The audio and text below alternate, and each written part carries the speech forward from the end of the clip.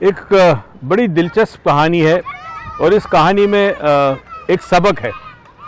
कहानी एक मर्द एक औरत मियाँ बीवी अपने 4 बच्चों के साथ एक छोटे से झोंपड़े में रहते थे। छोटा सा कमरा था, उसके बाहर उनकी गाय थी, एक बकरी थी, कुछ मुर्गियाँ थी। बीवी रोज़ शिकायत करती कि काश हमारा घर बड़ा हो, काश हमारा घर बड़ा हो। अब छोटी सी ज़मीन थी, काश्तकारी करते थे, इतने पैसे नहीं थे कि बड़ा घर हो जाए। तो बीवी ने अक्सर उनसे शिकायत की कि तुम किसी बाबे के पास जाओ, कहीं से तावीज़ लेके आओ, कोई ऐसा करिश्मा हो, चमत्कार हो कि घर बड़ा हो जाए। एक दिन बीवी ने शौहर से कहा कि एक बहुत बड़े बुज़ुर्ग आए, उनकी बड़ी तारीफ़ सुनी, आप उसके पास जाओ, यकीनन वो कोई तावीज़ देंगे, हमारा काम हो जाएगा। तो शौहर खैर क्या करता, मरता क्या ना करता, गए बाबा जी के पास। अब ये बड़ा ही दानिशमंद कोई कामिल इंसान था। उसने सारी रवादात सुनने के बाद कहा, अच्छा एक काम करो, अगर तुम चाहते हो कि तुम्हारा घर बड़ा हो जाए तो तुम्हें मेरी बातों पे अमल करना पड़ेगा और इसमें तुम्हें 1 महीना लगेगा। हर हफ्ते तुम्हें मेरे पास आना पड़ेगा। उसने कहा ठीक है जी, कोई सवाल मत करना, जो कहूँ वो करना। उन्होंने कहा ठीक है।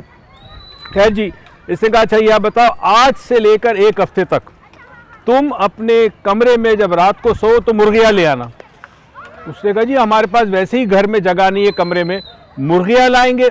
बाबा ने कहा देखो सवाल नहीं, जो कहा है वो करोगे। उसने कहा ठीक है करूँगा। घर आया, बीवी से कहा, बीवी ने कहा चलो कोई बात नहीं, मुश्किल तो होगी मगर यकीनन कोई इसमें बुजुर्ग की हिकमत होगी, बाबा की हिकमत होगी।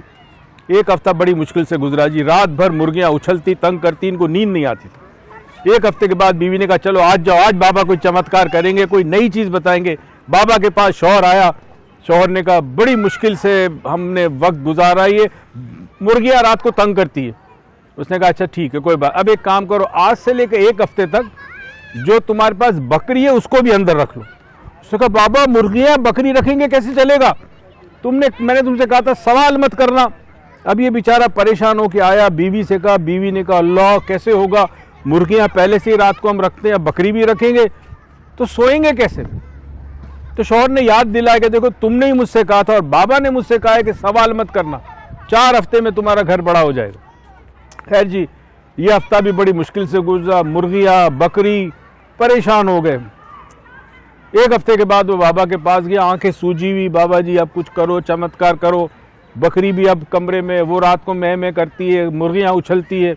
उसने कहा देखो अभी 1 हफ्ता और तुम्हें करना पड़ेगा और ये करना पड़ेगा कि आज से 1 हफ्ते तक वो जो गाय है ना उसको भी कमरे में ले आओ। उसने कहा बाबा जी उसमें तो जगह ही नहीं है, गाय कहाँ से लाऊंगा, जो मैंने तुमसे कहा था तुम्हारा घर बड़ा हो जाएगा, गाय लेके हाथ को आओ।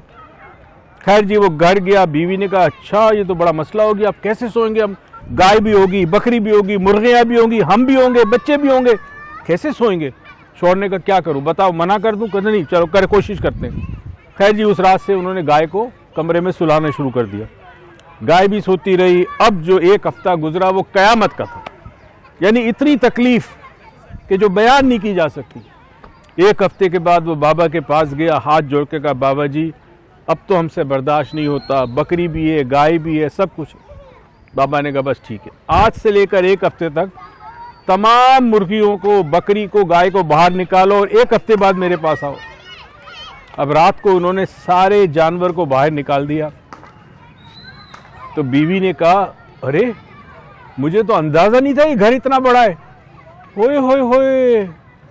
1 हफ्ते के बाद बाबा के पास आया, कहा बाबा हम समझ गए आपने हमारे साथ क्या किया, हम नाशुक्रे थे, हमारे पास एक कमरा था मगर हम उसे छोटा समझते थे। हम सबकी भी हालत है दोस्तों, जिसके पास साइकिल है वो मोटरसाइकिल वाले को देखता है, जो मोटरसाइकिल वाला है वो गाड़ी वाले को देखता है, गाड़ी वाले किसी और को देखता है। इंसान किसी हाल में खुश नहीं है। जो कुछ हमारे पास है सबसे पहले उस पर शुक्र अदा करना चाहिए, क्योंकि हमें नहीं पता कि जिनके पास कुछ नहीं है उनकी ज़िंदगी कैसे गुजर रही है। शुक्रिया।